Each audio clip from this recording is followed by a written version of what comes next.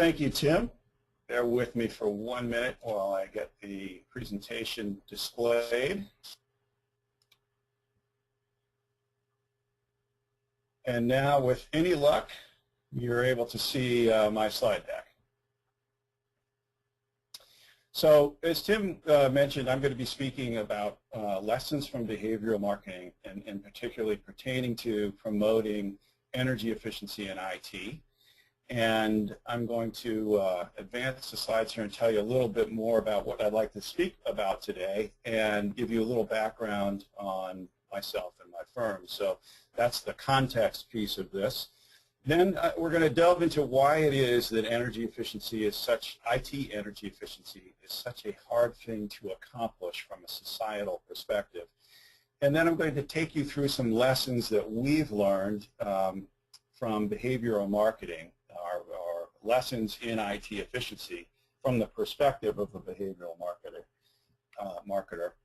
And I'm going to acknowledge right now that most of our work has been done in the United States. Our examples will be U.S.-centric, and the research for the behavioral marketing components of this are also largely U.S.-based, so I apologize to the international audience for that bias, but hopefully there's something here for you to take away as well, no matter where you're from. So my firm, really quickly, you basically categorize this under a marketing firm, but we specialize in kind of a unique niche, large-scale human behavior change campaigns. So clients ask us things like, how do we convince people to wear their seat belts or immunize their children or care about energy efficiency or drive a hybrid vehicle instead of a standard vehicle? Those are the sorts of societal programs we get involved with. So our clients tend to be nonprofit and government organizations. We also have a lot of experience in energy efficiency and sustainability, since many of our clients ask us to focus on those areas, and IT and technology as well. More on that in a minute, but for the topic at hand, energy efficiency, we do work promoting energy efficiency on behalf of the organizations you see here. And some of my examples today will come from work that we've done for these clients. What qualifies us as IT energy efficiency experts? Well, we've been at this for about 11 years now. Our team developed the first software tool that helps you centrally manage power consumed by network PCs, and there are now probably, I don't know, 25 to 30 commercially available solutions on the market. We work with Microsoft in the development of Vista and Windows 7 to improve sleep features in Windows, and we've probably assisted 50 or more of the Fortune 500 large international companies in achieving some IT energy efficiency measures. When I talk today, my focus is going to be largely on the behavioral aspects of convincing people to care about energy efficiency in IT. In our experience, the four major energy efficiency opportunities that are out there that we tend to focus on promoting are as follows. One is power managing those networked computers. The savings can range from, in the United States, anywhere from $10 if you're on a laptop to $115 or more per computer per year of energy savings, simply by using native Windows sleep features where they aren't currently being used. And these features are now available on Macs and other platforms as well. So that is a big opportunity, and you'll see some examples from our work that are about promoting the power management of network computers. Another major opportunity is controlling the energy consumed by computer peripherals and plug load. So by that I mean things like using smart power strips, using or doing printer consolidation projects, those sorts of things to manage the energy around those computer workstations. Then, of course, there's the giant category of data center energy efficiency improvements, and there's a whole host of things that can be done in the data center. And last but not least, one of our clients is Energy Star, so we spend a fair amount of time thinking about promoting Energy Star IT products because they are roughly the same cost as standard products, but save energy in addition, so have lower operating costs. So the bottom line is, of these 4 areas that you've seen, you mentioned in the prior slide, action in the U.S. in IT energy efficiency has been a bit disappointing. For instance, power managing network computers, this has been something that's stable in the Microsoft operating system. It's been available to organizations in the U.S. since the early 2000s. We know from surveys that still only about 20 to 25% of commercial computers are actively managed to sleep when they are not active or not being utilized. So we've got lots of work to do there. As far as computer peripheral and miscellaneous plug load goes, really we're seeing just the beginning of the adoption curve for smart power strips in the United States. For those of you that aren't familiar with smart power strips, these are simply power strips into which you would plug any number of office technology, things like extra monitors, backup drives, printers, speakers, things like that, and they automatically shut off either after a period of time that can be pre-configured or after after a timeout period and an occupancy sensor no longer senses somebody present, or they can also sense power consumption dropping from, let's say, a monitor going into sleep mode. And when they sense that happen, they take out a bunch of switched outlets along with that monitor. So the effect is when your monitor goes into sleep mode, everything plugged into that strip can go into sleep mode. So long story short, we're seeing a limited adoption there. Printer management and consolidation we've made a little more progress on in the U.S., but it's still a big opportunity. Data centers, we're just starting to scratch the surface of what's possible in the United States. Now, let me caveat that a little bit. For the largest data centers, we're talking the Facebooks of the world and the Googles of the world. They've thought quite long and hard about energy efficiency in the data center, but they are the exception in the United States, not the rule. Most organizations are just beginning to take a look at how to save energy. And lastly, with regard to Energy Star products, I mean, quite frankly, U.S. buyers of technology don't always know that they have an Energy Star option when they're buying servers or uninterruptible power supplies, for instance. And that's a challenge for Energy Star to get word out about these products. So lots of work to do here, and in addition, there's going to be new equipment coming online from Energy Star soon that will add to the list of potential products that people can deploy and that can save energy in IT, but of course they have to know about them first. So these aren't exactly, the statistics that I just showed you aren't exactly encouraging in the United States, and I do get a lot of people asking me, well, what is going on? Why is IT energy efficiency such a hard thing to get people to implement, or such a slog as I call it here? And I'm going to dedicate this presentation to anybody that understands how difficult this can be. So to corporate energy and facility managers, these are the people that pay the utility bill, pay those energy bills. And energy efficiency and utility program managers. So in the United States, often the utilities either directly or indirectly fund energy efficiency programs. Those managers think long and hard about energy efficiency in IT. And lastly, just by the fact that you're here attending, this is dedicated to you, which are what I call those rare IT managers who actually give a damn about energy efficiency. Frankly, anyone that's ever championed an energy efficiency initiative in IT, you know that this can be difficult. But the good news is we've been at this long enough to have learned a few things. And we approach energy efficiency from a behavioral marketer perspective, which basically means we bring to bear a lot of research-based findings from social science on how people make decisions. And we've applied those to our work in energy efficiency, and I think some of the things that we've learned will be helpful to you.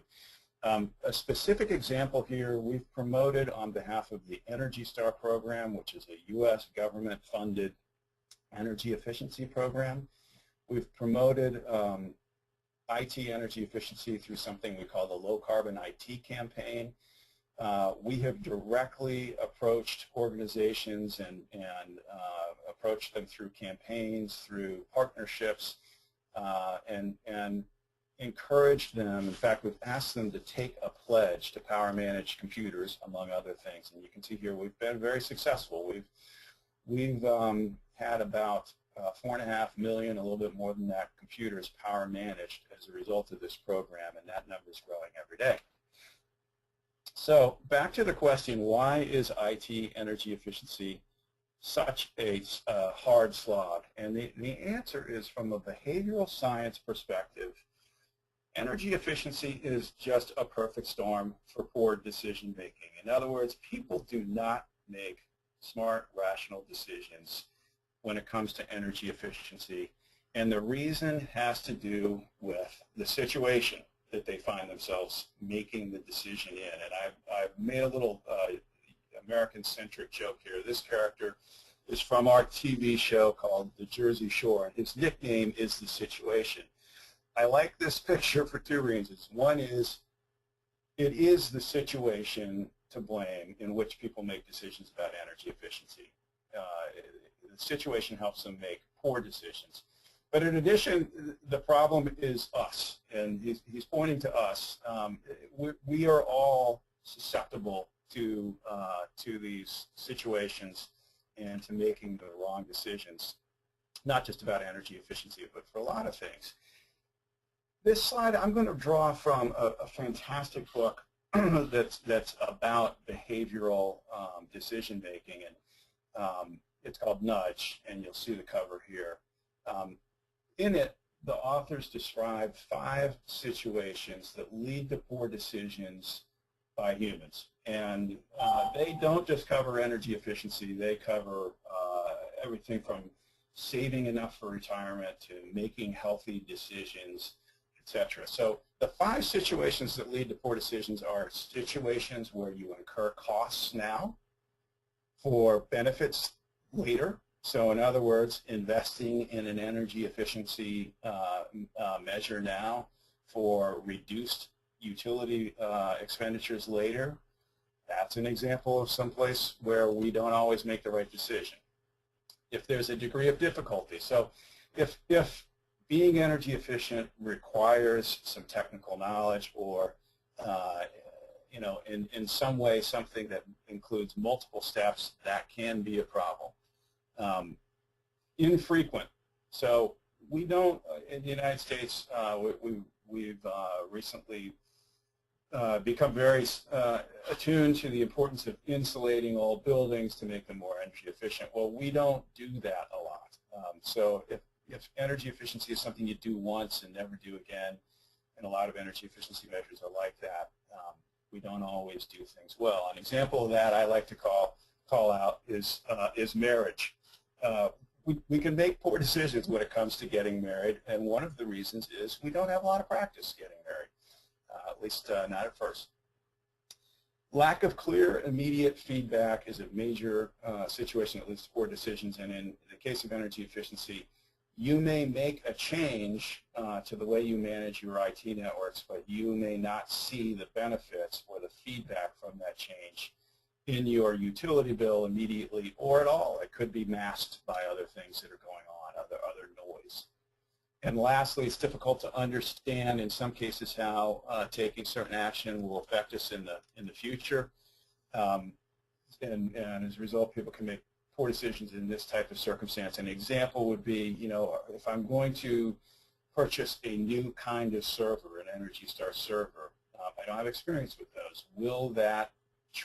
How will that choice affect me in the future? Will it have enough power?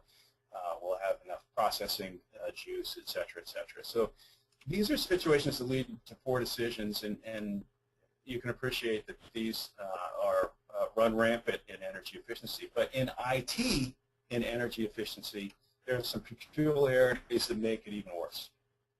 The main one is misaligned organizational incentives. What do I mean by that? Well, in the United States at least, the persons that make decisions about IT equipment and how to operate it almost never pay the energy bill. Somebody on the other side of the company in facilities or in finance pays those bills, and because those two decision makers are not in immediate contact, sometimes we're introducing them for the first time. They have different incentives, and often the person making decisions about IT just doesn't care about the energy bill. Second, there is a lot of concern in IT about not fixing things that aren't broken.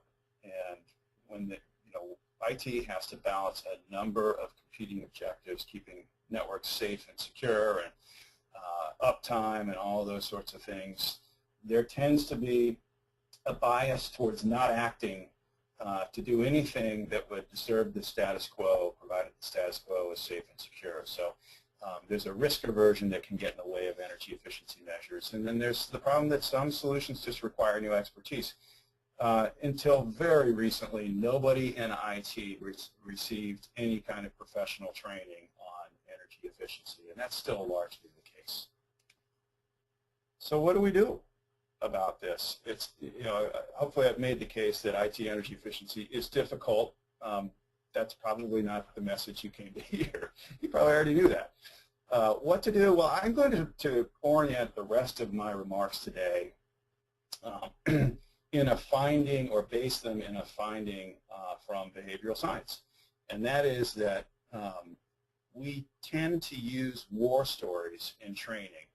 And the question was asked of a researcher, do we learn better from other war stories, from errors or successes? And the example from research had to do with showing firefighters training videos. And they found that the firefighters that observed training videos that featured mistakes made by other firefighters in the field, learned a lot more and retained a lot more and were able to recall a lot more than the firefighters that saw videos that showed how to do things correctly. So this is kind of an interesting finding, and I'm going to take this lesson and apply it here. And so what I'm going to do is, rather than focus on what you should do, I'm going to focus on what we shouldn't do when we're trying to promote energy efficiency in IT.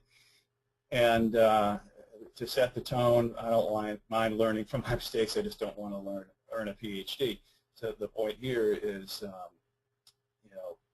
let's learn from what we've learned so that you don't have to repeat these mistakes. So I'm going to jump into the first mistake that we often make, and I'm going to see if you can kind of catch the drift here. So what would you think if somebody approached you with some request around IT energy efficiency that sounded a little bit like this?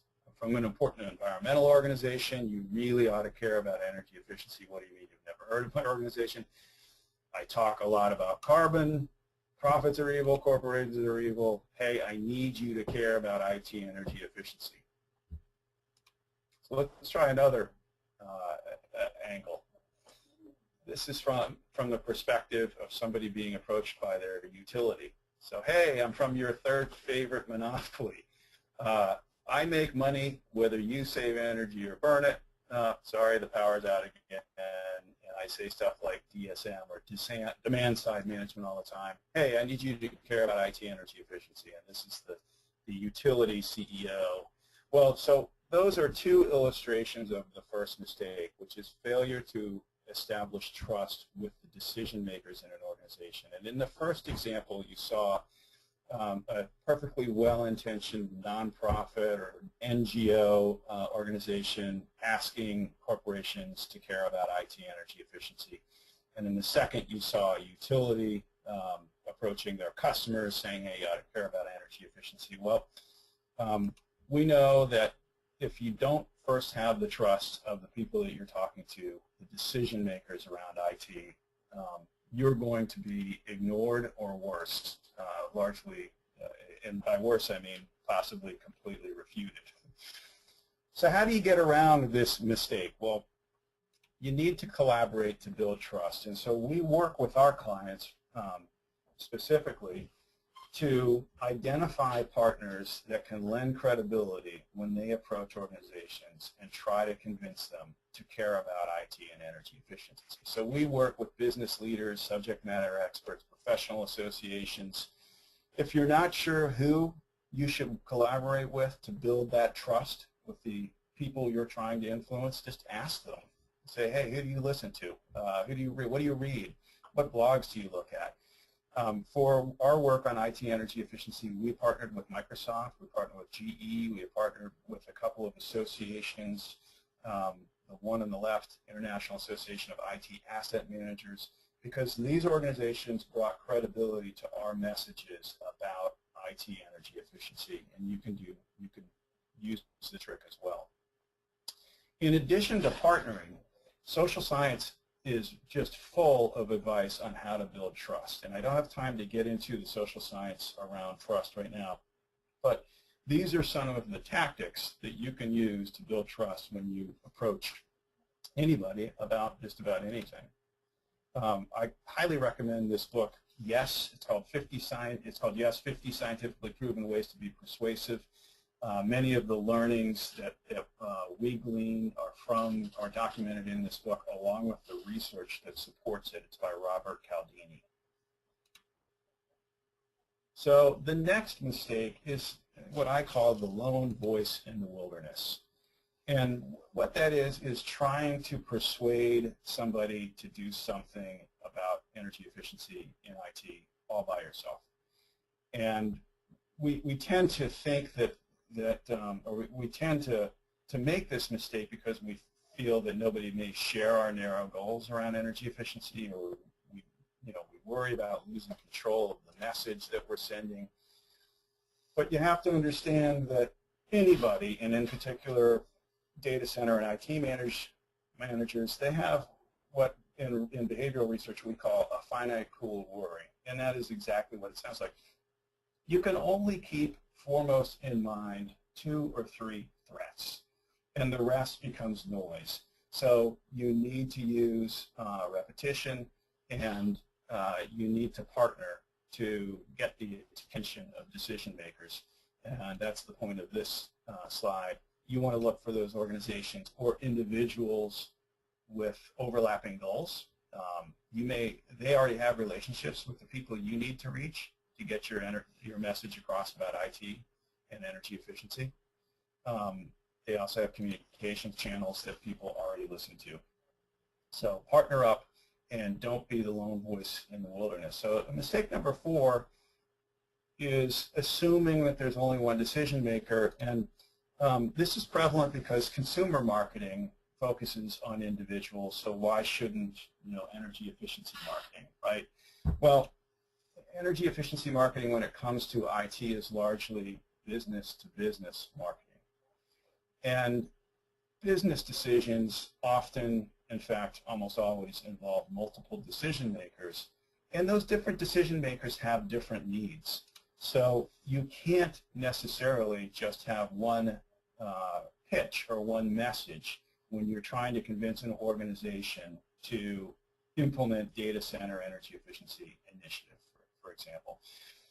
An example here is one that I mentioned earlier, and that is that the facilities department typically benefits from lower energy costs because they pay the bill. But the IT department pays to implement energy efficiency measures in terms of staff time, software costs, solution administration.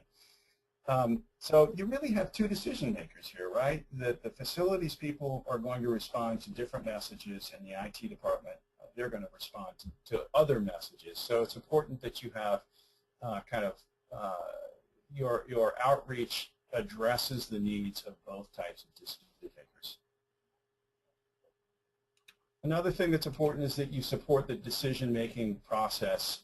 I think a lot of times in energy efficiency we like to assume if we just provide people the right information, they're going to make a rational decision. But it's, if you're trying to sell IT and energy efficiency, it's important to support the decision-making process in your organization or of your target. So, ask questions, tailor your approach and materials for major influencers, as I mentioned before. One of the ways we've conducted this specifically is we realized fairly early on when we were trying to sell energy efficiency measures to data center managers that data center and IT managers might not be all that enthusiastic about green IT. For reasons I mentioned earlier, they don't pay the bill, they have a lot of other competing demands, so we realized we needed somebody else to champion IT energy efficiency inside large organizations. We developed some resources for those other champions, and one of them was called Top 5 Reasons IT Managers May Not Share Your Initial Enthusiasm for Green IT. And another one was Top 5 Ways to Get IT on Board Your Sustainability Effort. So we've tailored materials to the people that are going to be interested in shepherding a project that saves energy through to the decision-making process, and we're enabling them. So we're supporting that organizational decision process. So let's shift gears here and talk about mistake number 3, and I'm going to use an example. If I could ask you to type in a question, in the question field, your guess here might make this kind of interesting. I'd like you to guess, and this is old data, but I'm going to tell you that about 1 million hybrid cars were sold in the United States up to 2007. But guess how many hybrid trucks were sold? I'll see if anybody answers the question. So we sold over 1 million hybrid cars in the United States as of 2007. Turns out we only sold about 200 hybrid trucks. Well, what's going on here? Same technology, presumably same benefits. Well, this is an illustration of the next mistake I want to talk about, and that is relying on an emotional appeal. The reason 1 million hybrid cars were sold in the United States is that hybrid vehicle appeals to people for more than just dollar and cents reasons. We had a client that asked us to take a look at the business case for purchasing hybrid vehicles. And I can tell you in the United States, where gas on a global scale is still fairly inexpensive, petrol I'm speaking about. In the United States, even though our petrol prices have shot up in the last 5 to 10 years, it's still, there is no economic business case for purchasing a hybrid vehicle. The incremental cost of the hybrid technology, at least in the United States, still outweighs the fuel savings you might expect over the life of that vehicle. So a business cannot make that decision and be rational, and that's why we saw only 200 hybrid trucks sold. Largely those were experimental vehicles, and they simply could not make the business case to purchase hybrids. On the other hand, you might ask the question, well, why did consumers purchase so many hybrid cars? 1 million sold as of 2007. Last I checked, it was twice that number. And the reason is that they buy, consumers buy vehicles for other reasons, and emotion is a big component. Specifically, they want to contribute to the reduction of global warming. They want to be viewed by their peers as sustainable, operating in a sustainable fashion, caring about the environment, etc. So those emotional reasons can make consumers, can shift consumers towards energy efficient decisions, but they just don't work in a business setting. Unfortunately, a lot of times we still make this decision or this mistake to rely on an emotional appeal. But business decisions favor a much more rational and data-driven approach for the most part. So it's important to develop a business case for energy efficiency, and I don't think that's going to be a surprise to anybody on this presentation. Understanding the drivers of the decisions, what would it take, what's holding you back, total cost of ownership analysis, return on investment, net present value, all those things. Every business person understands that you need this for just about any initiative in a business, and energy efficiency initiatives are no exception. But I also think it's important for us, if we're promoting energy efficiency, to endeavor to reduce, kind of stack the deck for the business case. So to either reduce the costs or increase the benefits of an energy efficiency initiative. And there's ways you can do that.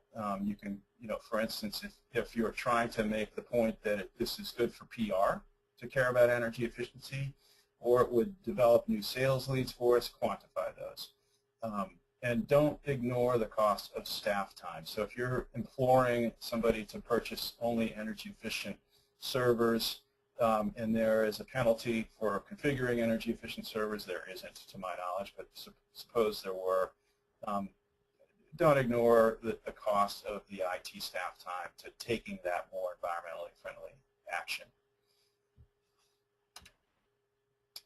Mistake number 2 is sort of the corollary, which is, we can't rely on emotional appeals, but we also can't rely on investments with strong returns to sell themselves, especially energy efficient investments. So why is this? Well, we tend to think, again, if we present the dollar and cents facts to businesses, that they'll act in their own self-interest, that rational arguments should change behavior.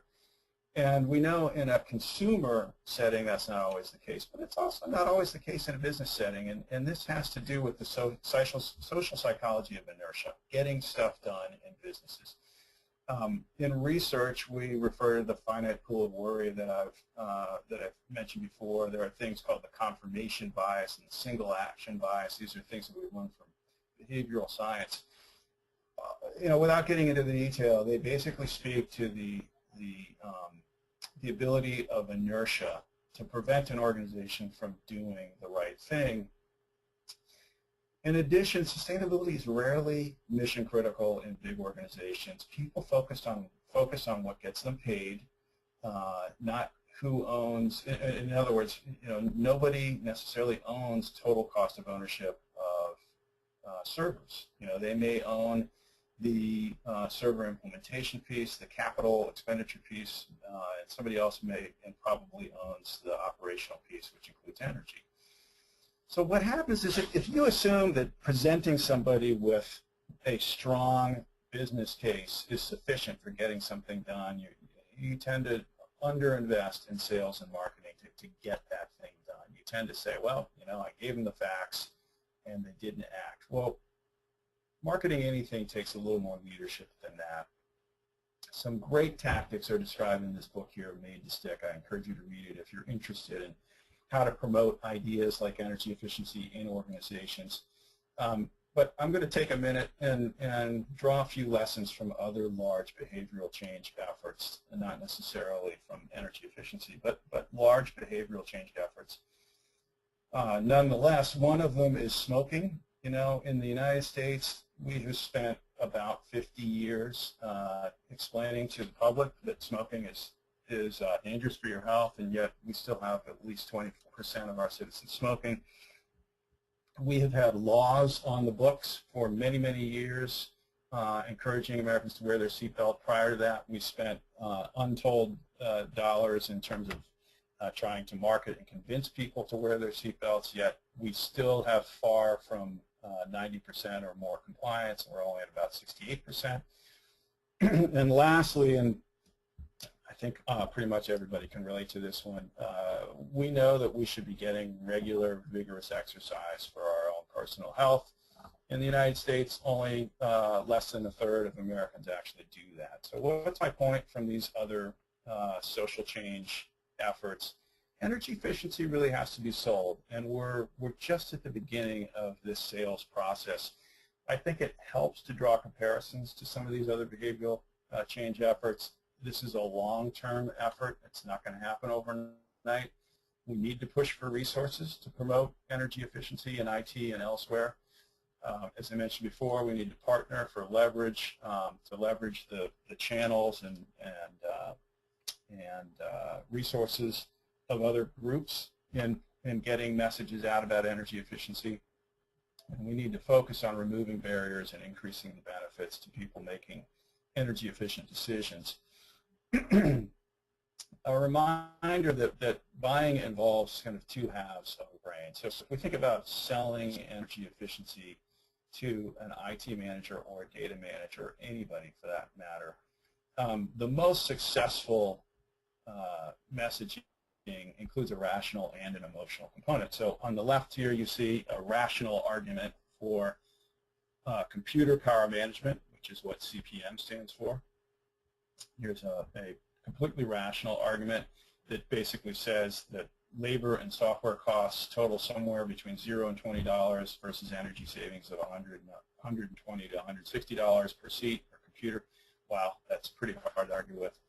But if you marry this with an emotional component, for instance, what if we said, Acme Corporation, if we implement computer power management in our organization, not only are we going to save this money, but we're going to donate 1 out of every $3 that we save as an organization to a local charity that helps people that cannot afford to pay their heating bills in the winter pay their heating bills and stay warm and safe. So this is just an example where if you wed rational plus emotional, you stand a better chance of getting action on IT and energy efficiency or just about any other initiative. So one of the things that we do in another presentation in the work that we do for our clients is we try to leverage the findings of social psychology to help motivate action beyond just the rational and the emotional components that I just mentioned. And we get into some of these things like social norms, priming, framing, garnering, commitment. These are tactics that I won't read through, but that you can leverage, you can learn about and leverage as you promote energy efficiency initiatives in your organization. So last but not least, mistake number one is focusing on manipulating people's attitudes instead of facilitating action. So what do I mean by this? Well, I think a lot of energy when we're trying to promote energy efficiency, a lot of personal energy gets put into trying to change people's minds. You really should care about energy efficiency, we say. And unfortunately, precious little energy is spent on actually facilitating the right behavior. Part of the problem here is that we misunderstand what drives human behavior. It turns out, and this is one of the most well-documented findings from behavioral science, that people draw their attitudes from their own actions, not the other way around. So in other words, changing somebody's attitudes is difficult, and it may not necessarily lead to a new behavior. I'll give you an example. If you were sitting in front of me right now, I would ask the question, how many of you exercise vigorously for at least 30 minutes a day? And I would see maybe a third of the hands go up in the room. Well, so the problem here isn't that you don't understand, that you have the wrong attitude towards being physically fit. You understand that exercise is the right path towards being physically fit. The problem isn't your attitude. The problem is getting the action, getting to the appropriate action. So finding the time, getting, getting away from your work demands. All these things that actually would facilitate the actual action of getting exercise, getting up earlier or getting home later, all these sorts of things. So I use that as an example to illustrate that we tend to think it's all about people's attitudes, and once they understand the importance of saving energy, they'll do it. But that's really not the case. It's more about facilitating action. So I'm going to leave you with an illustration of this point. Let's suppose for a minute that there was a little green button next to your computer. And if you press that little green button, you could press that little green button, say, once a year, okay? And every time you pressed it, a crisp new $50 bill would come out of that, a little slot under this button. What do we think would happen?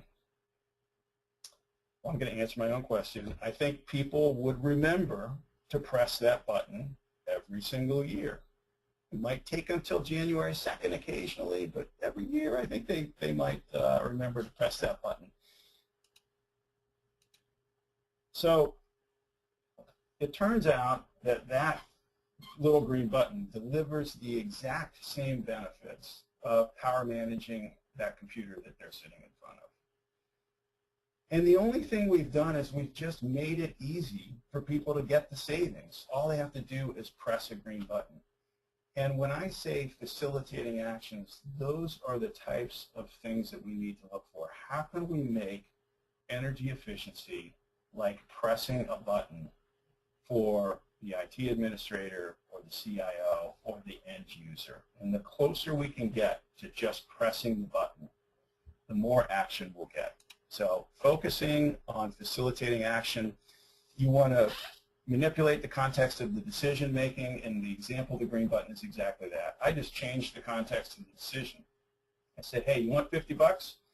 You can either power manage your computer or press this green button. Well, it's a lot easier to press that green button. I didn't have to persuade anybody to change their mind about energy efficiency. I just facilitated the action and removed any barriers to the desired action. Let me give you another example.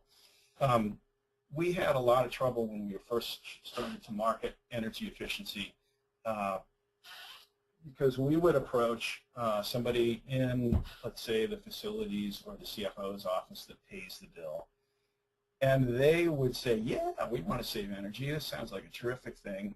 They would go and talk to their IT staff, and the project would die right there. So we developed the following process. We would tell those facility managers, hey, don't even go to your IT people first. Let's start with reviewing your current power settings on computers and policies. Let's develop a savings estimate for what you can possibly save as an organization by putting computers into sleep mode. Then let's take that to some of your colleagues that might also care. Finance, facilities, maybe there are a few eco-friendly people in IT, like people on this webinar. And go to those people and build a coalition for energy efficiency change in your organization. Then you can approach IT. If you hear technical objections, you can simply say, hey, you might be right, let's ask an expert. And then we boiled basically this entire problem down to one key offering for decision makers. We said to that facilities manager, if your IT person doesn't want to play ball with energy efficiency, you don't have to persuade them to do anything except attend a very brief call with a technical expert.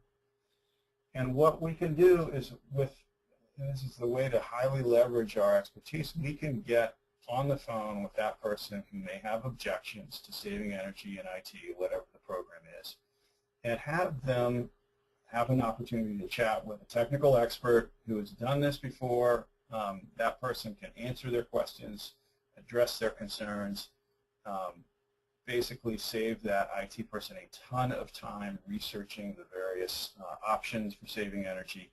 And this is a way we found, a key way to facilitate action. And again, we are not focusing on changing people's minds. We're not focusing on convincing the IT person that they need to care about energy efficiency. We are simply facilitating action and next steps. So I'm going to conclude my remarks now, and I'd be happy at this point, I'll invite Tim back in. Be happy to field any questions that you like. And before I hand things back over to Tim, I just want to say thank you for attending and for listening, and I want to thank Tim as well for organizing this event. As somebody that's participated in a lot of conferences, I can appreciate how much work's involved, especially for an international operation like this. So thank you very much, Tim, for your efforts. In return, thank you so much, Mike, again for your time today. It's been a fantastic presentation, very thought-provoking, and I'm sure everyone at home or at work has got a lot out of today's session. So as Mike said, we'll certainly now commence the Q&A portion of our live speaker session. So If you do have any questions that you would like to present to Mike about his presentation, his work with the Beacon Consultants Network, or his experiences in green IT and sustainable IT, then please do submit your questions now in the questions box in the webinar control panel. Mike will address each question in turn, and please do remember, if you would like to speak with Mike or a representative of the Foundation for IT Sustainability, please feel free to email info@fits.org, that's FFITS, at any time following this session, and we'll be more than happy to assist your query following the conclusion of today's session. So now for the user-submitted questions. So the first question we have for you today, Mike, is with your experience working with organizations on IT energy efficiency, can you provide an example of where a sustainability program has worked well in the past, or conversely, any programs that haven't? So an example of an IT energy efficiency program that's worked well, is that the question? Yeah, that's the first half, and the other half is maybe perhaps one that hasn't worked quite so well, and maybe the reasons behind for both those cases.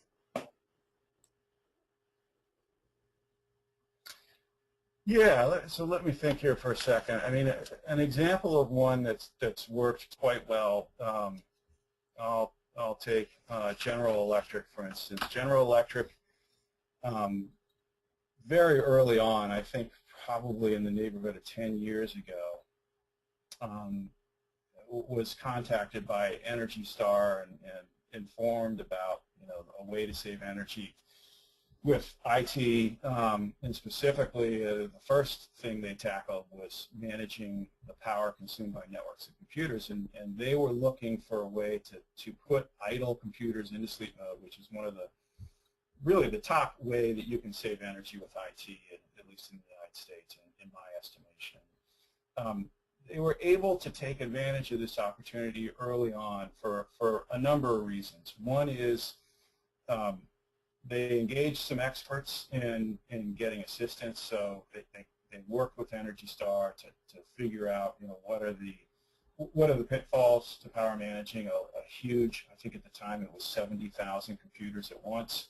What are some of the problems that might appear, and how should you, what should you anticipate, and how should you work around them? Another thing they did very well was work to manage the expectations of their users. So it's hard to remember, but 10 years ago, you probably were sitting in front of a desktop computer. You probably did not have a laptop computer, or if you did, it was not particularly good with power. So it didn't occur to you that a computer should go blank and sleep when it's inactive. So there had to be some user education there around IT and around computer sleep settings. And then another thing that they did quite well, which was to reach people both emotionally and rationally in the organization. And so, GE is a big corporation with a lot of busy people. Why should any employee care or engage on IT energy efficiency? Well, they made it relevant. They said, well, and I'm paraphrasing, but hey, this initiative could save this company X millions of dollars per year, which was true. And you know what? It's a darn good thing to do for the environment as well. We estimate that the carbon that we will prevent from going into the atmosphere as a result of lowering our utility bill is the equivalent of X thousands of acres of trees being planted. And they made it tangible and connected emotionally with their users as well. So that's an example of a success story. I think that, cases where things have not gone well in IT and energy efficiency, just blanket statement here. Anytime it would appear to a data center manager or an IT manager that an energy efficient solution is somehow less secure or less stable than the standard solution, that solution is going to lose. So it has to be all about having your cake and eating it too. Anything that is energy efficient needs to be also something that's compatible with a highly secure and reliable network or server or computer or whatnot. The organizations that I've seen who have failed in getting the savings they were after or completing an initiative, I think in many instances, they did not clearly state the benefits of whatever action it was for sustainability, not just for sustainability, but also for security and reliability. Great, thanks, Mike. Next question I have for you is, your speaker presentation summary mentioned that in some cases, consumer-oriented marketing appeals can have the exact opposite of the intended effect on business audiences. You mentioned relying on emotional appeals and offered hybrid cars and trucks to illustrate the point. Could you perhaps provide another example to our audience? Yeah, so I'll give you an example of something that a lot of environmental and NGOs like to do, and that is they like to create campaigns around specific energy efficiency initiatives. And that campaign typically includes, like, companies pledging to do certain things or signing an agreement to source certain types of products and so forth. And in a lot of cases, a campaign is very effective with individuals. For instance, we know that asking people to make a public commitment to something is a way to increase the likelihood that they'll actually do it. So for individuals, this can be quite effective. I find sometimes at the organizational level that a campaign tends to trivialize or worse, kind of obscure the smart business reasons behind taking an action. And so the business decision makers' thinking can go something like this. Well, you're asking me, a business decision maker, to take a certain action to save energy with IT, for instance. Why do you need a campaign? Just tell me the business reasons for doing this. Don't put a cutesy campaign in front of me. I don't need a cheerleader. Well, I'm paraphrasing. I'm probably being hyperbolic here a little bit, but campaigns, I find, can often just devalue the bottom line, smart business reasons behind taking a sustainable step. And it's important to highlight those smart bottom line smart bottom line reasons to take sustainable action. And frankly, for a lot, I'm going to dare say the vast majority of energy efficiency measures in data centers, for example, not only do they save energy and there's business savings there in terms of reduced costs, but they also make the network and the data center more reliable and more better uptime and more secure. So it's important to hit those points, and I find that a campaign sometimes just isn't a good way to do that. Fantastic. Thanks, Mike. The next question we have is, what are the most common barriers or challenges you've observed in implementing green IT or sustainability programs in some of the larger, maybe Fortune 500 companies? The number one biggest barrier is what I refer to as the split incentive problem, and it's illustrated by the notion that the people who make decisions about IT investments, what servers should we purchase, where do we locate our data center, what measures do we implement in our data center to reduce our energy spend, those types of decisions, they rarely are the same people that pay the utility bill. So, and that is changing. I'm pleased to report in the United States more and more, especially larger data centers, that they do have energy spend or operational expenses in their P&L, profit and loss statement. But for the vast majority of organizations in the United States, we are introducing that person that pays the bill to the data center manager for the first time. They've never even met. They don't talk. And as a result, you've got one person who makes decisions solely on the technical merits of the equipment, and another person that continues to pay a higher and higher bill. So that's the number one barrier. I think another barrier I mentioned is the finite pool of worry. And that's a psychological term, and it simply refers to the fact that, any given person can only handle a certain number of worries at one time. And very few people in corporate America get paid to worry about saving energy. They have full-time jobs that have all sorts of metrics, and at the end of the year when they're sitting in front of their boss, energy efficiency isn't on that metric. But what is, in a vast majority of cases, is the ability to make smart investment decisions. So it's important to couch energy efficiency as a smart investment decision. On and on. Communications is hugely important. How you communicate an energy efficiency measure is hugely important. Other barriers, in a few cases in the United States, we have very low energy costs. In the Pacific Northwest, for instance, energy is very cheap. So it's harder to sell energy efficiency investments in that type of environment. So there's a few examples for you.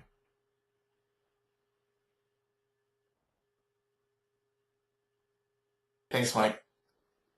The next question we have is, you mentioned the tendency for people to be more sensitive to possible losses than to possible gains is one of the best supported findings in social science.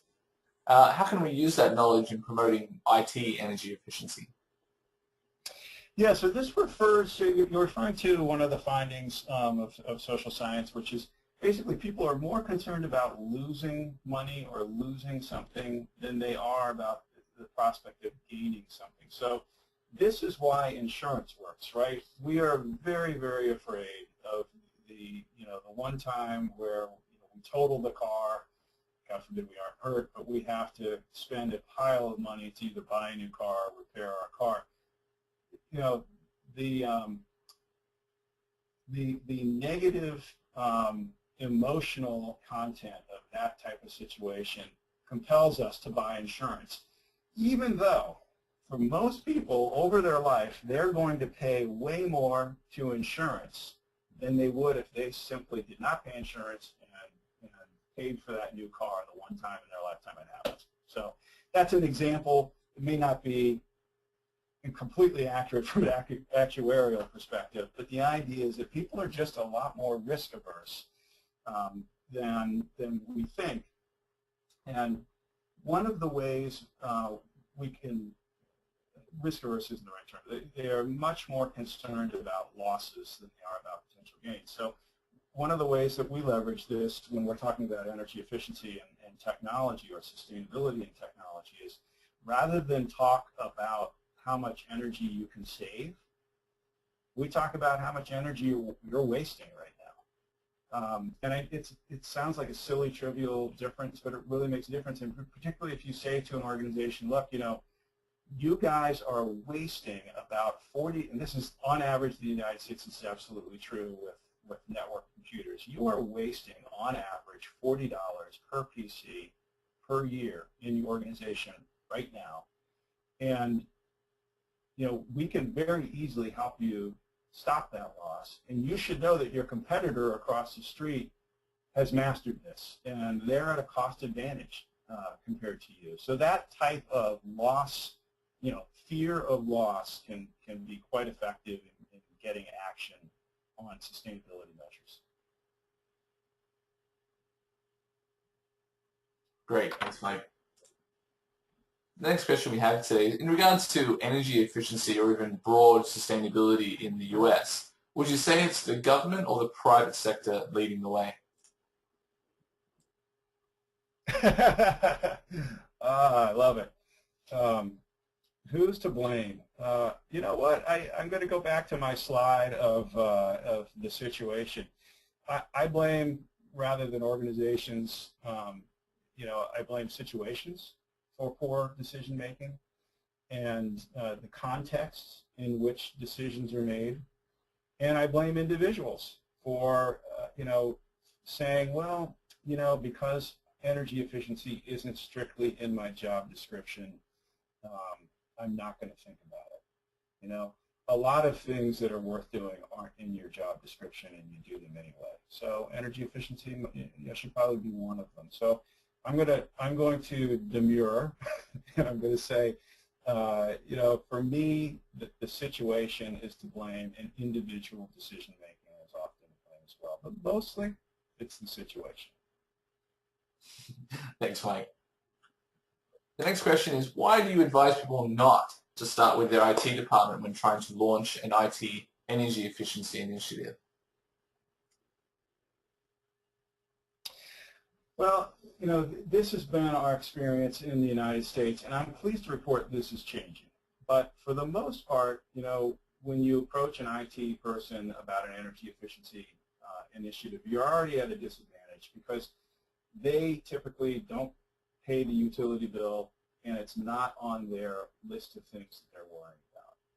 So I recommend that you build a compelling business case, that the project be led by an internal champion who's either in facilities or energy management or in the CFO's office, somebody that has a vested interest in saving energy, and that you build a groundswell for action before approaching IT.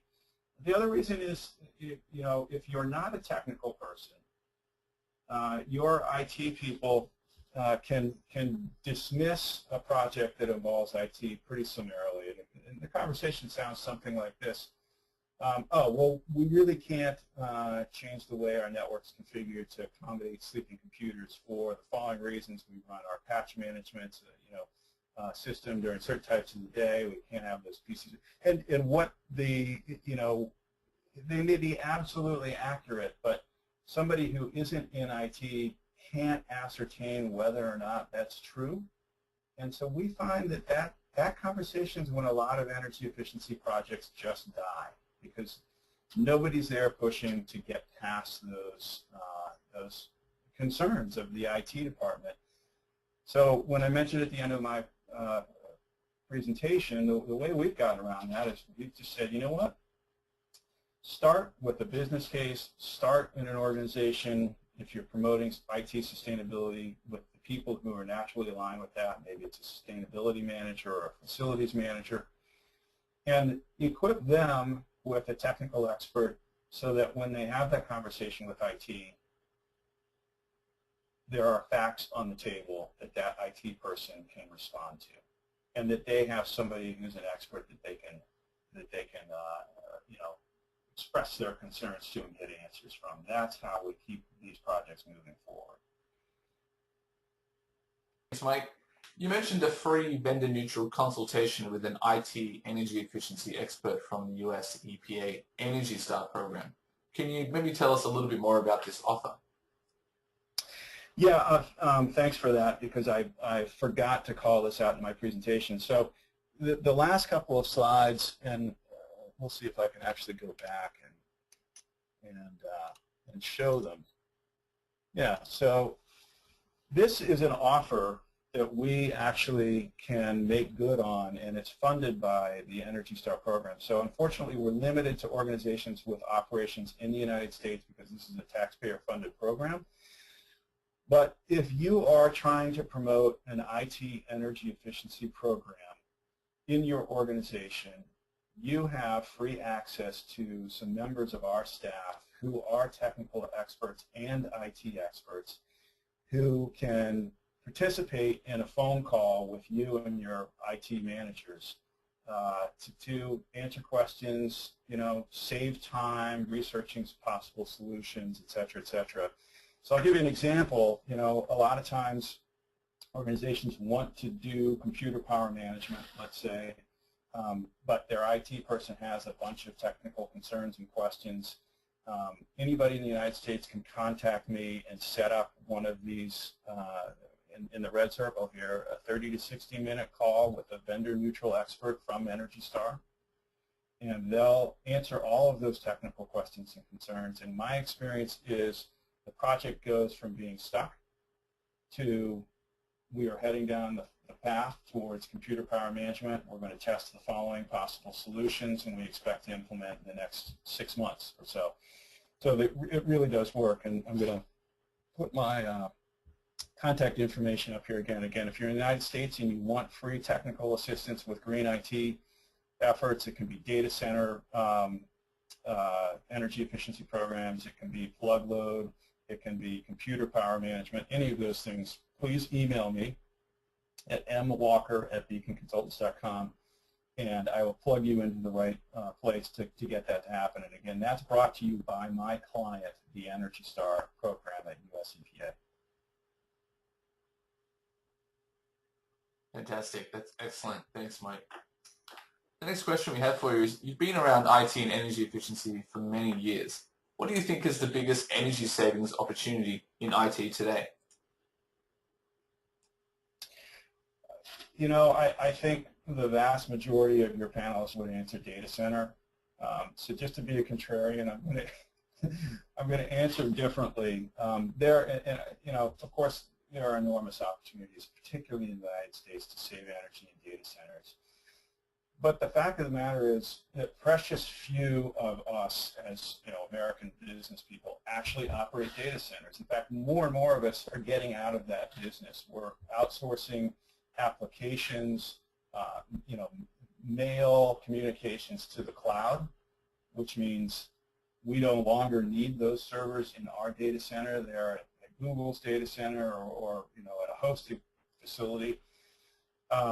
And you know, more and more we simply are co-locating our data centers in larger professionally run facilities. So fewer and fewer businesses are in the business of data center management.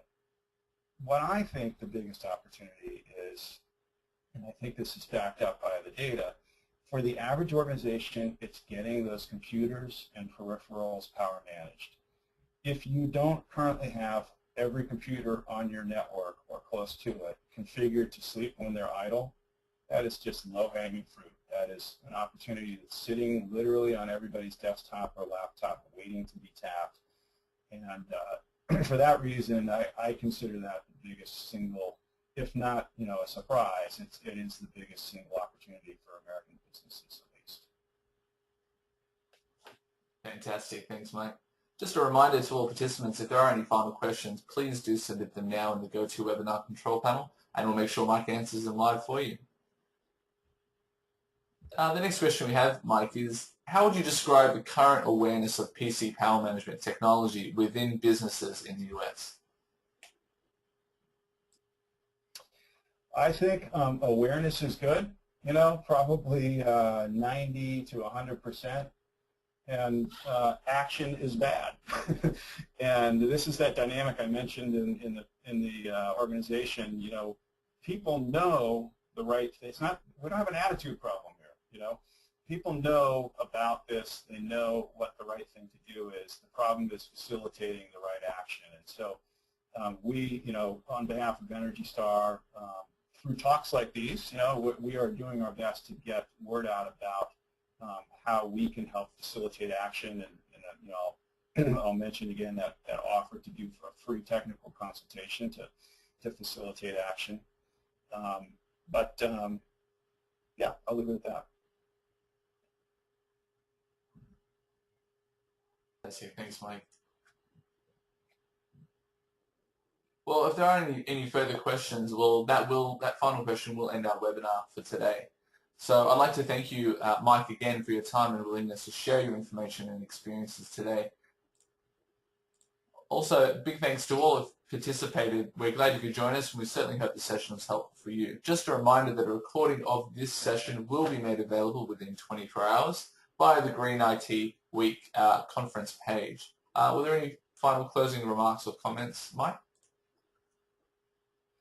No, thank you again, Tim, for the opportunity. And again, I encourage anybody who's interested to contact me, and we can help them out with their IT energy efficiency measures, and we can do it for free. Thanks again, Mike. That will conclude our session for today. So thank you again. We do hope you enjoyed the rest of the conference lineup that we have coming up for the remainder of the virtual conference. Please do check out our website at www.greenitweek.org. And please do remember to register for any of the live sessions you'd like to participate in. As a reminder, all of these sessions will be made available post-event throughout the event website, and also on our dedicated YouTube channel at www.youtube.com/greenitweek. So again, thank you and enjoy the rest of your day.